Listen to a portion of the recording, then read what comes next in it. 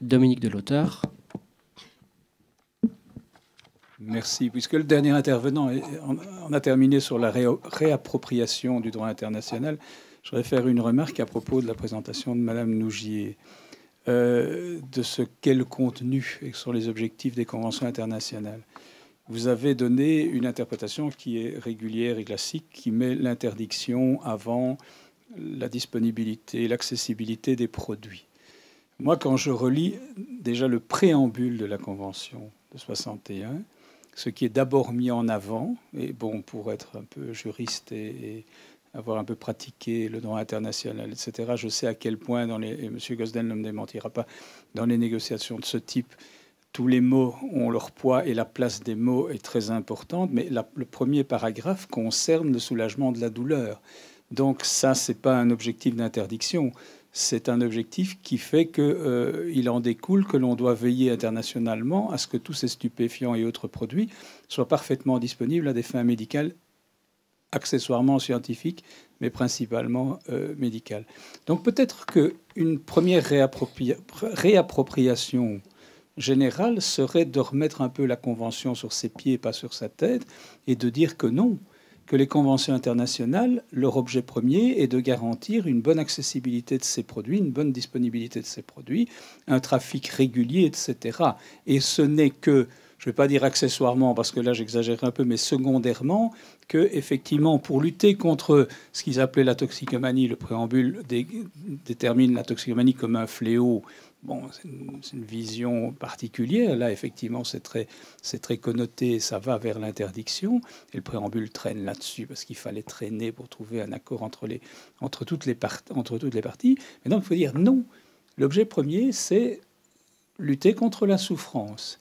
Et bon, on peut aussi aborder les assuétudes de la toxicomanie en disant, mais c'est comme l'œuf et la poule, c'est une souffrance. Il y a une souffrance liée aux assuétudes, et on est peut-être un jour devenu dépendant parce qu'on était d'abord, pour des tas de raisons sociales et autres, en souffrance. Donc, je crois qu'on pourrait, à partir de là, sans aller rechercher nécessairement d'autres conventions tierces, commencer à se réapproprier les conventions phares du droit international en la matière. Oui, absolument. Et donc, je ne sais pas si vous avez noté, quand Alexis a montré la diapo sur la déclaration politique de 2009, les 3 piliers, c'est réduction de l'offre, réduction de la demande et coopération internationale. Absolument rien sur l'accès aux médicaments essentiels. Donc nous, on a commencé à faire énormément de travail justement pour essayer de se réapproprier ce message et essayer de donner beaucoup plus de visibilité à cet objectif absolument clé des conventions internationales qui était complètement oublié.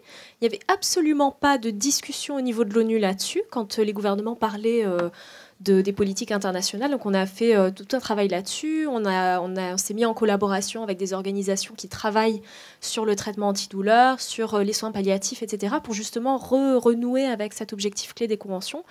Et d'ailleurs, ça a été l'une des victoires à Longas, avec tout un chapitre, un nouveau pilier, parmi les 7 nouveaux piliers, les 7 piliers qu'il y avait dans le document final de Longas, sur l'accès aux médicaments essentiels.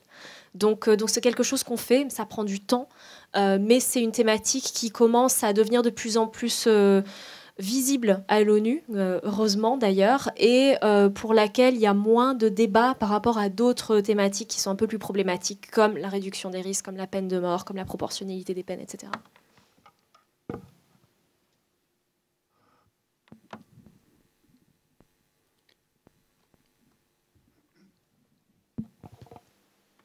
Merci. Pardon. Bonjour. Moi, je voulais revenir sur les chiffres que vous avez présentés, qui font état voilà, de ce qui ne fonctionne pas, en tout cas à travers le monde. Et ma question, elle porte justement sur ce qui fonctionne. Je pense que, d'ailleurs, en Belgique, on a une diversité de modèles qui font leurs preuves. Et je me demandais, mais justement, qu'est-ce qui est fait de ces données, justement, et de l'efficience de ces dispositifs mis en place. Et vous posez la question à Alexis, à Marie? Je la pose à tout le monde. On ne peut pas plutôt prendre toutes les questions et puis comme Ouais, on peut tenter. Mais est-ce qu'il y a déjà d'autres questions? Ah, pardon, j'avais pas vu. Donc on prend on prend les deux. Et moi, j'ai une question aussi. Bonjour, je viens de Roumanie et je suis actuellement dans la formation d'infirmière en santé communautaire. Et moi, je trouve plutôt cette problématique de drogue surtout un problème de santé communautaire. Et je ne sais pas pourquoi on parle seulement en santé publique, santé internationale, parce que ça, les politiques partent de top-down et en santé communautaire, on part bottom-up. C'est là le problème. On doit donner le pouvoir à la personne qui est en situation, parce qu'il est confronté avec ça. On doit parler d'empowerment. Donc, on doit donner à cette personne le pouvoir de se prendre en charge et de comprendre avec lui ensemble qu'est-ce qui se passe et qu'est-ce qu'il a besoin effectivement. Je ne sais pas si... Voilà, merci. Moi, j'ai une question. Je voulais savoir, donc, effectivement, il y a une production de drogue qui est beaucoup plus importante maintenant, et je voulais savoir comment s'organise ce marché de la production. Donc, je veux dire que, d'abord, est-ce qu'on a une explication de pourquoi il a augmenté? Est-ce que c'est les mêmes qui produisent plus? Est-ce qu'il y a des nouveaux arrivants? Est-ce qu'il y a d'autres régions qui produisent? Et il y a la question subsidiaire qui est qu'en 20 ans, donc le prix de certaines drogues de synthèse a énormément baissé, enfin, notamment en Belgique, la cocaïne était une drogue de riches, et donc le prix a été divisé par un facteur 10, un facteur 20 en 20 ans. Et donc je voulais savoir quelle était la part de cette augmentation de la production dans cette baisse de prix. Ok, donc arrêtons-nous là pour le moment. Donc, le marché, donc la production et le prix, la santé communautaire et les données sur ce qui fonctionne. Je ne sais pas déjà qui de vous deux. Une petite incise éventuellement. Enfin, je suis forcément pas Jean-Félix Savary. Je suis dans une même position que lui, mais je pense pas forcément comme lui. Mais peut-être que je peux amener certains éléments à un certain moment, mais je vais tenter de ne pas le faire trop, ce serait injuste à son égard. Ok, alors pour la santé communautaire d'abord, donc je suis tout à fait d'accord, et c'est le problème à l'ONU. On a vraiment une déconnexion entre les pratiques de terrain et la vision donc, et les demandes des personnes usagères de drogue. Et les personnes qui vont à l'ONU, qui sont souvent des bureaucrates, des personnes qui ne savent pas forcément de quoi ils parlent, qui n'ont probablement jamais vu une drogue ou un consommateur de drogue de leur vie. Donc du coup, nous, ce qu'on a essayé de faire depuis des années, c'est essayer d'amener justement des personnes usagères de drogue à l'ONU et des activistes, des militants pour justement essayer de rompre cette déconnexion. Et pour que les personnes usagères de drogue puissent vraiment faire entendre leur voix, leurs demandes, et que les textes à l'ONU puissent refléter aussi ce dont ils ont besoin. Donc on essaie de faire ça un maximum. Après c'est difficile parce qu'effectivement donc, toutes les décisions sont prises par consensus. Donc ça veut dire que des pays comme le Portugal et le Canada doivent avoir une position commune avec les Philippines, la Russie, l'Iran, l'Égypte.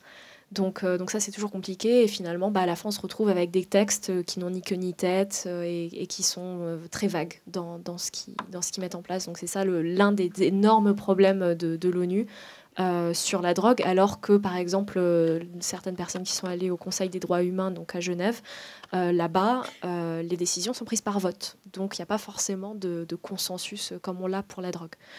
Après, donc, pour les données sur ce qui fonctionne, oui, il y a des données sur ce qui fonctionne, et heureusement. Donc, dans le rapport que j'ai commencé à montrer, bon, là, c'est vraiment juste quelques données, mais on a essayé aussi de voir ce qui fonctionne. Donc, par exemple, les approches de réduction des risques, donc quelle a été l'augmentation dans les programmes de seringues, le drug checking et tout ça.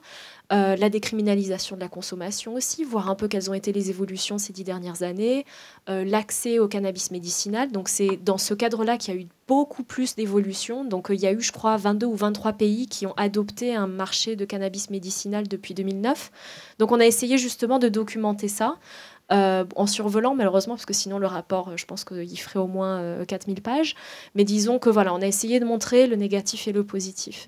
Malheureusement, dans le cadre de la déclaration politique de 2009 et des objectifs qui s'étaient établis, il y a plus de négatifs que de positifs. Après, pour tout ce qui est de ce qui fonctionne au niveau de politique innovante, etc., je pense que l'OEDT a été exceptionnel pour justement identifier et mettre en avant les bonnes pratiques. Donc pour ce qui est des salles de consommation, mais aussi tout un tas d'autres politiques et pratiques innovantes en matière de politique des drogues. Donc c'est vraiment une ressource qui est extrêmement utile. Après, en dehors de l'Europe et de l'Amérique du Nord, il y a peu de données et il y a peu d'études.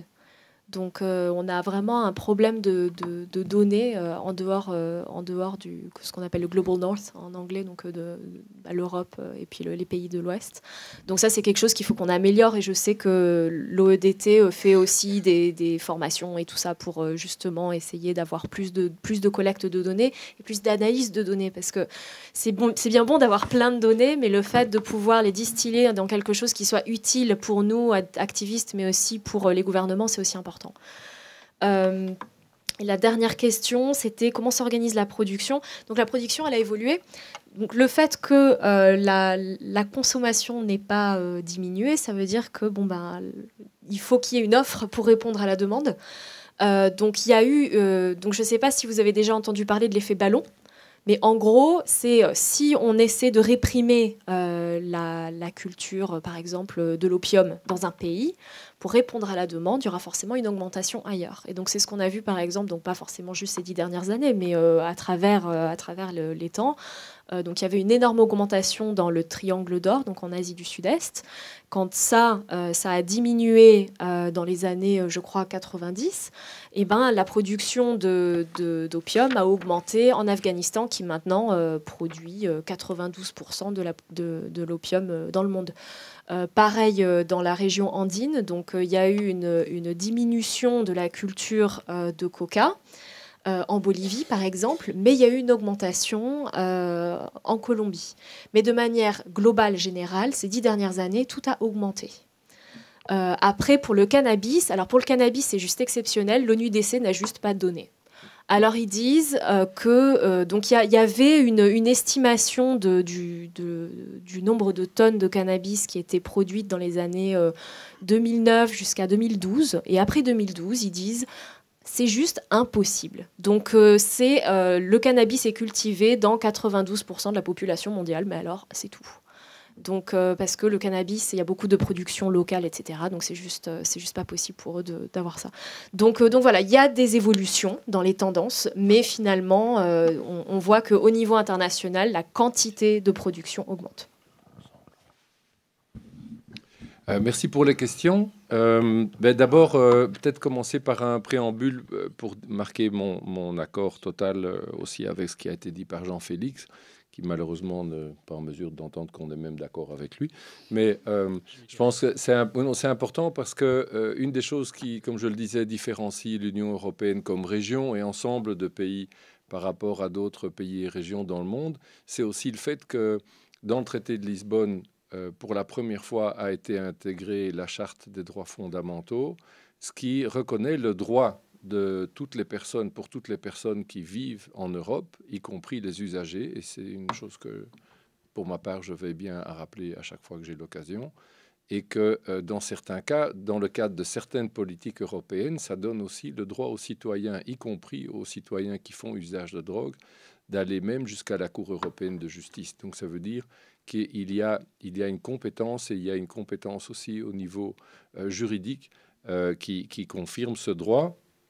Et donc la deuxième question, la deuxième réponse que je voulais donner par rapport à qu'est-ce qui fonctionne, qu'est-ce qui est fait, comme l'a dit Marie, je la remercie pour son opinion positive à propos de notre travail. En fait, un des axes majeurs de notre travail, c'est le soutien aux actions dans le domaine de la santé ou santé publique. Alors je rassure madame, ce n'est pas uniquement au niveau top, c'est simplement que en définissant le domaine de la santé publique, ça recouvre pour nous toutes les questions liées à la santé. Nous avons publié pour la première fois l'an dernier un guide européen sur les réponses sociales et sanitaires aux problèmes de la drogue qui propose un cadre d'analyse, un cadre de diagnostic des problèmes et qui propose un cadre et un ensemble d'outils à partir du guide, mais aussi à partir de pools de ressources que nous mettons à disposition, y compris de formation au niveau local ou national quand c'est possible et quand c'est demandé. Et donc vraiment, pour moi, comme directeur de l'Observatoire, c'est vraiment ma priorité numéro un, c'est que toute la capacité d'analyse sur qu'est-ce qui marche, qu'est-ce qui fonctionne, quels sont les critères ou les conditions pour que ça fonctionne sans risque ou pour réduire les risques ou pour être plus efficace. C'est vraiment ma priorité numéro un. Et je pense que sinon, c'est du savoir qui reste dans les armoires. Franchement, il n'y a personne qui a besoin de ça. Donc, moi, je veux vraiment faire en sorte que cette information elle soit utile. Et on a déjà eu l'occasion aussi avec Dominique de l'auteur, je pense, de discuter, d'échanger quelques vues là-dessus. Je pense une chose, c'est d'être activiste. Nous ne le sommes pas, mais quand je dis ça, ça ne veut pas dire que j'ai un problème avec les activistes. Au contraire, je pense qu'on travaille bien ensemble avec Marie et les autres collègues. Simplement, nous, notre rôle, justement, c'est de pouvoir apporter de la manière la plus objective, mais pas forcément uniquement l'évidence scientifique, qu'est-ce qu'on sait ou quelles sont les conditions pour que des choses fonctionnent. Et c'est ce qu'on fait notamment sur les salles de conso.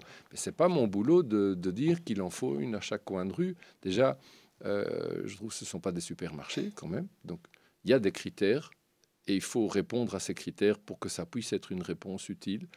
Et ça, je pense que c'est notre manière de contribuer et d'informer les choix qui sont faits par les décideurs politiques au niveau local ou national. Mais tout ce qu'on recueille en Europe, c'est à partir de ce qui fait au niveau bottom, c'est-à-dire dans chacun des États membres, dans chacune des provinces ou des régions ou des villes, parce que c'est l'information qui remonte via les points focaux nationaux vers l'Observatoire, et les analyses que nous les faisons avec les experts locaux et nationaux. Et enfin, pour la question de Juan, je pense que d'abord, on a une tendance générale à davantage de production, mais aussi à davantage de pureté. Une des diapositives que j'ai présentées hier montrait que l'héroïne est restée en termes de pureté au terme des 10 dernières années, plus ou moins au même niveau qu'il y a 10 ans, mais entre-temps, il y a des fluctuations.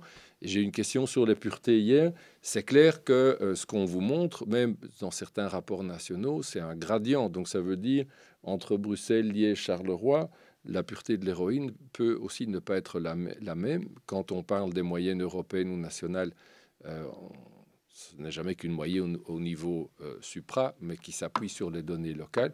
Mais toutes les substances sont plus concentrées. Ce qui est un peu effrayant, c'est que quand on a l'occasion de parler avec des gens qui font des études sur le terrain, c'est que les consommateurs ont tendance à aussi demander ce qui est le plus fort. Aussi bien dans les coffee shops, mais quand on voit, je disais hier, il y a une des premières alertes sur l'ecstasy au Festival de Dour en 2000 ou 2001. Je crois que les comprimés avec le logo de l'éléphant, il y avait 65 mg de MDMA. Maintenant, la moyenne, c'est entre 180 mg, ça va jusqu'à 220, ou dans certains cas, on trouve qu'ils sont dosés à 240 mg. Donc, il y a une explosion exponentielle à la fois du côté de la demande et de l'offre. Et je pense que dans un certain cas, juste pour compléter ce que disait Marie, là où c'est beaucoup plus compliqué à comprendre aujourd'hui qu'il y a 20 ans, mais probablement c'est parce qu'il y a 20 ans, on ne savait pas grand-chose. Donc aujourd'hui, c'est un peu comme dans la recherche scientifique. On connaît mieux ce qu'on ne connaissait pas bien il y a 20 ans. On en connaît mieux les limites. C'est le fait que la profusion de différentes formes de substances crée aussi une demande et crée aussi des nouvelles formes d'usage qui ne sont pas identifiées par leurs usagers à une forme d'addiction, même si techniquement, ou pour des médecins, ou pour des scientifiques, ou pour des intervenants médico-sociaux, ça rencontre quand même les critères de ce qu'on pourrait appeler d'une manière ou d'une autre une assuétude. Donc c'est en plein mouvement et c'est en pleine interaction. Mais en Europe, comme je reviens avec Jean-Félix qui disait, je pense, on part du terrain, on a parfois du mal à faire revenir vers le terrain ce qu'on reçoit de vous, mais l'Europe, c'est une région qui est riche en expérience et qui est beaucoup plus riche que beaucoup d'autres régions dans le monde. Notre problème, c'est de garder ça aujourd'hui. Et avec l'extrême droite qui revient, avec les eurosceptiques, avec les populistes, avec les démocraties libérales, le danger, c'est que peut-être un jour, il n'y aura plus de traitement pour les toxicomanes parce qu'on va dire que ce n'est pas des gens qui méritent du traitement. Il y a déjà des pays qui parlent comme ça. Je voulais juste encore amener juste par rapport à la question de pourquoi ne pas parler aussi de ce qui fonctionne. Personnellement, je pense que oui, il peut y avoir des critiques du régime global drogue actuel, mais ça ne remet pas en question ce qui fonctionne déjà. Je vais prendre mon cas personnel, si vous le permettez. Personnellement, ma carrière, j'ai commencé dans une structure, dans une communauté thérapeutique qui était plutôt à visée abstinentielle. Et je n'ai jamais renié cet épisode-là parce que je trouve que cette communauté thérapeutique-là avait et a encore une utilité dans la diversité de l'offre. Après, j'ai voulu aller plus vers la réduction des risques pour savoir comment ça fonctionnait. Et puis ailleurs encore, dans une maison médicale. Et en tant que directeur de la Feuillito Bruxelles, c'est ce que j'essaie de faire, c'est la diversité c'est défendre effectivement la diversité de l'offre. Ce qu'il y a, c'est que cette diversité de l'offre, on peut encore l'augmenter, l'améliorer. Donc sans renier ce qui existe déjà et ce qui fonctionne, mais en l'améliorant parce qu'on sait qu'il y a de nouveaux besoins, on sait qu'il y a une diversification plus grande à faire. Et ça, les chiffres, effectivement, nous le prouvent. Il y a effectivement des choses qui ne fonctionnent pas. Il y a des morts qu'on peut éviter. Marie et Alexis en ont déjà parlé. Et c'est pour ça que critiquer la politique drogue ne veut pas dire qu'on critique aussi ce qui fonctionne déjà. D'après moi, en tout cas c'est comme ça que je l'entends dans mon action quotidienne, c'est mettre le doigt sur ce qui ne fonctionne pas et ce qu'il faudrait qu'il fonctionne. Et encore un petit truc à ce propos-là, donc nous à la Feuillito Bruxelles, je pense qu'on tente justement d'utiliser, on est un peu dans une situation différente que Jean-Félix, d'après moi, on tente d'utiliser justement les cadres internationaux.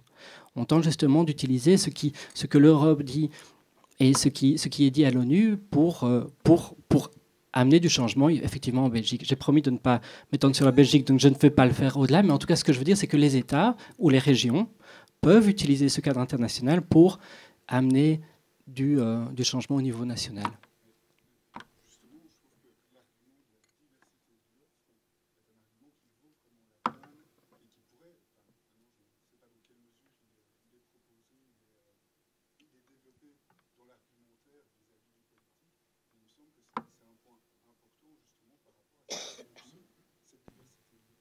Mais en tout cas, d'après moi, et je ne suis certainement pas le plus gros spécialiste, mais il est déjà dans les conventions internationales. Tout ce qui est traitement est déjà dans les conventions internationales, et prévention et réduction des risques. Simplement, le fait est que, vous m'arrêtez si je me trompe, mais je pense que le traitement, les modalités de traitement, en tout cas, sont déjà davantage stabilisées que d'autres modalités d'intervention. Et c'est pour ça qu'il y a un focus sur ces interventions qu'il faut encore largement développer. Juste peut-être un complément là-dessus, parce qu'on en a parlé déjà assez bien hier. Je pense que la diversité, je pense que c'est vraiment essentiel. Et par contre, il y a des pays dans l'Union européenne où la diversité, déjà, elle est en péril un peu maintenant. Donc, ça c'est... Et je pense aussi notamment aux prochaines élections européennes. Il y a une étude, je n'ai pas encore parvenu à recevoir le rapport, mais il y a une étude qui a été faite par le Parlement européen pour avoir une simulation à quoi pourrait ressembler le Parlement européen après les prochaines élections. On a quand même un risque que les fascistes, extrême droite et illibéraux pourraient devenir, si pas le premier, le second groupe politique au Parlement européen. Ça va quand même... avoir des répercussions sur toute une série de politiques et de programmes, y compris les programmes pour, on va dire, les assuétudes. Cette diversité, elle est prévue Le seul problème, c'est que je pense il y a peu de cas et peu de pays ou au niveau local dans lesquels, par exemple, on a vraiment tiré les leçons de la réduction des risques en tant que tel et de tout ce qu'on a appris depuis 30 ans. C'est un des points qu'on a discuté. On m'avait demandé de faire une présentation là-dessus, justement, à l'UNGAS, à New York en 2016. Je pense que quand on voit les difficultés pour développer des nouvelles approches plus expérimentales, plus pilotes, et je suis d'accord avec Jean-Félix, on doit garder le droit d'expérimenter, et c'est une compétence des États membres, donc ils n'ont pas à en abdiquer, mais ils ne doivent pas se couper eux-mêmes de cette possibilité. Mais quand même, quand je vois certaines attitudes ou certaines réactions, ça montre quand même bien qu'il y a beaucoup de gens qui prétendent qu'ils font de la réduction des risques, mais ils n'ont toujours pas compris ce que c'est après tant de temps. La réduction des risques, ça ne revient pas juste à parler de comptoirs d'échange de seringues et de programmes de substitution, parce qu'il y a des nouvelles substances, il y a des nouvelles conduites à risque. Donc, j'ai aucune idéologie personnelle là-dessus, mais pour moi, evidence-based, ça ne veut pas forcément dire qu'on attend qu'il y ait eu un prix Nobel sur le sujet, mais que sur base des données qui existent, on fasse une analyse des problèmes. Et c'est une des démarches que nous proposons dans le guide européen dont j'ai parlé tout à l'heure, c'est de se baser autant que possible sur le maximum de données objectives disponibles, sachant que parfois il y en a peu, pour construire des réponses qui sont adaptées. Pour moi, ça fait partie de l'approche qui est promue en Europe. Ça fait partie de l'evidence-based, mais ce n'est pas limité par ça, parce que, soyons clairs, il n'y a personne qui prend des décisions dans sa vie, qui que ce soit, uniquement evidence-based. Sinon, il n'y a plus un médecin qui serait en train de fumer, par exemple. Hein? Pour parler juste d'un exemple, il y en a tout plein d'autres. Donc, gardons cette diversité, mais ça joue pas seulement par rapport aux assuétudes, c'est par rapport à la démocratie, par rapport à l'Europe et nos pays comme ils fonctionnent aujourd'hui. Et c'est là qu'il y a un effet ping-pong, on n'en est pas toujours conscient, mais on doit quand même rester, je pense, vigilant, parce que dans une Europe qui a l'air de faire un peu un retour vers les années 30, on sait qu'on est un peu sur une pente là, mais on ne sait pas très bien où ça va s'arrêter. Et ça montre aussi, ce qui est plus inquiétant, que les 30 ans de bons résultats, de davantage de dialogue et de coopération à l'intérieur et entre les États membres de l'Union européenne, on pourrait perdre une partie de ces bénéfices, à mon avis, dans les 5 ou 10 ans à venir, si on n'est pas vigilant. Il y a un livre qui n'est pas traduit en français, malheureusement, qui s'appelle Factfulness, et qui est écrit par Hans Rosling, qui est un médecin. Et il a posé des questions sur l'économie à des experts. Et les réponses étaient 3 fois moins bonnes que si un singe avait répondu. Et donc, évidemment, que dans la matière de toxicomanie, les politiciens ne font que refléter l'ignorance globale de la population. Et donc, moi, je suis un médecin de base et je soigne des toxicomanes. On voit la connaissance de base qu'ont les parents du toxicomane sont extrêmement mauvaises. Et donc, c'est très difficile de se mouvoir dans les preuves d'experts, ça ne les intéresse pas. Oui, je vais revenir sur votre dernier propos, parce qu'il m'interpelle. Mais sur la diversification de l'offre d'aide et de soins, je crois, Alexis, qu'il ne faut pas attendre les prochains résultats et les renversements. Nous sommes dans un pays, je vais rompre une lance, plus politique celle-là. Nous serinons depuis 1995. Ça a fait l'objet d'un colloque qui nous a ouvert la voie vers des projets comme la délivrance contrôlée des ruines, etc., pour la diversification de l'offre d'aide et de soins. Et nous ne cessons, je parle de Liège, pardon, excusez-moi, je me situe, nous ne cessons très officiellement de le seriner depuis, je ne sais pas, faites le compte, hein, ça fait déjà au moins 2 décennies. Jamais, au niveau de nos politiques, à quelque niveau que ce soit, je n'ai vu une traduction de cette demande dans nos textes. Et aujourd'hui, maintenant, pour parler de pratiques, puisque 2 des étapes de cette diversification de l'offre d'aide et de soins étaient une unité de traitement assistée par diacétylmorphine et une salle de consommation à moindre risque. Pour l'unité de traitement, on a juste eu droit à une étude scientifique. Merci, il fallait qu'elle ait lieu, c'est très bien. Mais en attendant, on a dû fermer boutique et on attend toujours que la reconnaissance vienne. Donc, diversification, elle n'est pas là. Et pour la salle de consommation, elle vient effectivement d'ouvrir, mais nous sommes complètement dans l'illégalité. Donc voilà.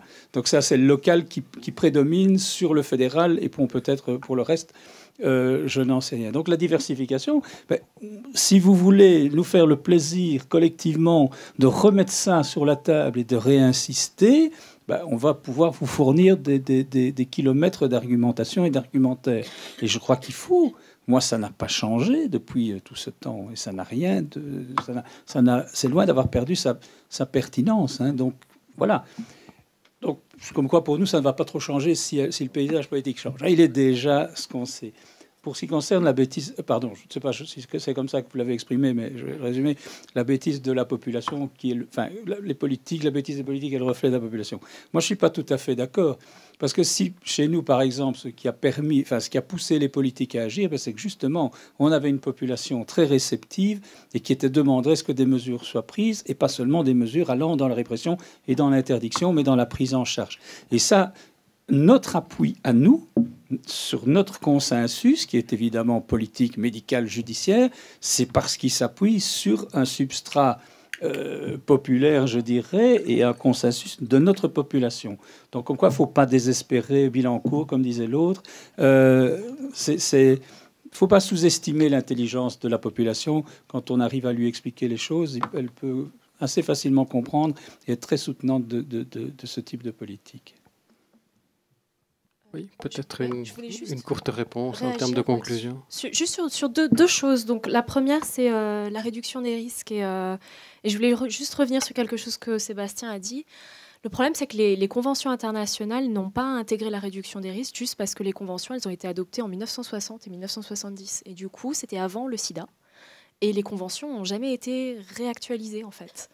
Et donc, c'est vrai qu'on est dans un vacuum un petit peu juridique pour ce qui est de la réduction des risques. Et c'est pour ça qu'on a autant de mal en tant qu'activiste pour justifier la réduction des risques au sein des conventions internationales. Donc, je pense que ça, c'est un point qui est important quand même à mettre en avant. Et après, pour le rôle, donc le rôle de la population dans la promotion et l'acceptation des politiques ou des pratiques de réduction des risques et tout ça, je pense que le Portugal, c'était un bon exemple aussi que Alexis a déjà mentionné. Au Portugal, la population était demandeuse d'une nouvelle politique. Ils voyaient que la répression, ça ne marchait pas. Le problème, c'est que généralement, ça fonctionne quand il y a un moment de crise. Donc, un moment de crise au Portugal, tout le monde connaissait dans sa famille quelqu'un qui était décédé d'une overdose ou qui vivait avec le VIH. Donc, le problème, c'est que je pense qu'il faut qu'on arrête d'attendre qu'il y ait un moment de crise avant de réagir. Donc, voilà, il faut qu'on arrive à continuer à éduquer la population, les médias, nos politiciens, pour éviter que les gens continuent à décéder, pour qu'enfin on se dise, voilà, il faut une nouvelle politique des drogues. Oui, deux choses. En fait, je suis content parce que finalement, après toutes ces années qu'on travaille, discute et dialogue ensemble avec Marie, j'ai trouvé un point, pas de désaccord, mais de faible divergence. Parce qu'en fait, ce que je trouve intéressant, et je suis de nouveau d'accord avec ce que Jean-Félix a dit, en fait, est-ce que ça va être une catastrophe pour nous en Belgique et en France? Je ne sais pas s'il y a des Canadiens ou des Suisses dans la salle. On va dire dans les pays francophones qui participent aujourd'hui ou en Roumanie. S'il n'y a pas d'accord substantiel ou si on a un texte qui fait marche arrière de 20 ans, comme c'est le risque peut-être à l'UNGAS. En fait, pour la Belgique et pour l'Union européenne, ça ne change rien du tout parce que on est plus en avant, on est déjà mieux disant. Je ne dis pas qu'on fait tout très bien, hein. Je ne suis pas du tout ni stupide ni arrogant, mais je veux dire, par rapport à la situation générale, les conventions définissent un cadre et la réalité dans beaucoup de villes ou de pays ou de régions dans les États membres tient compte de ça et de la réduction des risques, elle a pu se développer. Donc, ce n'est pas la faute des... Parfois, il y a des blocages qui existent à cause des conventions, mais je pense que il y a énormément de choses, et je tends à être d'accord en partie avec Dominique, au moins pour dire que les pays ont une marge de manœuvre et d'interprétation, et Jean-Félix, de nouveau, a bien dit que la Suisse n'a pas été exclue du concert des nations parce qu'elle faisait différemment des autres. Le Canada non plus ne va pas être exclu. Et dans l'Union européenne, je ne sais pas si vous savez, mais les Pays-Bas sont occupés à préparer un projet pilote de production de cannabis pour enfin résoudre, d'après eux, le problème du backdoor, qui est le fait que les coffee shops sont tolérés, mais que le cannabis qui est vendu a été acquis et produit de manière illégale et sans contrôle de qualité. Donc il y a un projet qui va démarrer. Voilà, après il y a un cadre, et puis les pays qui sortent un peu trop du cadre, ils ont un gros avertissement. Ils ne sont pas punis pour autant. Et donc je pense que l'Union européenne, elle va continuer. Et ce qui est important, c'est qu'un dialogue comme celui qu'on a aujourd'hui, qu'on puisse le poursuivre et que vous ayez aussi l'occasion de profiter de cet échange et de contribuer. Il y a quelque chose de nouveau dans la stratégie de l'Union européenne depuis une dizaine d'années maintenant. Il y a un forum des ONG, il y a un forum de la société civile. Au début, j'avais vraiment l'impression que c'était un gros gadget et un gros prétexte. Mais je peux vous dire que les élections par les ONG ont eu lieu il y a quelques mois. Et je peux vous dire que les collègues d'ONG de Slovénie et d'ailleurs que je connais qui font partie de ce forum, qui est régulièrement consulté par la Commission européenne, ils sont extrêmement fiers et ils prennent extrêmement au sérieux leur rôle. Donc, il y a des choses, maintenant ça ne change pas la vie de tout le monde, mais en tout cas, il y a des lieux de discours, d'échange et de dialogue, et il faut qu'on apprenne à les connaître pour pouvoir mieux les utiliser.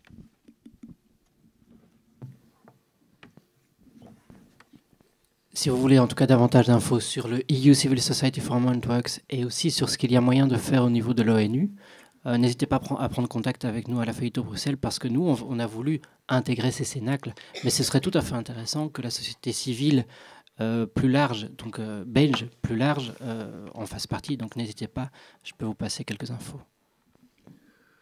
Merci aux orateurs et à notre président et à tous ceux qui ont participé. Donc il faut continuer à insister, seringuer, donc avec ces vérités ou cette opinion, donc parfois un petit peu divergente, que l'on donne de manière systématique depuis des années. Donc je vous remercie à tous pour ce symposium très instructif et très riche. Merci.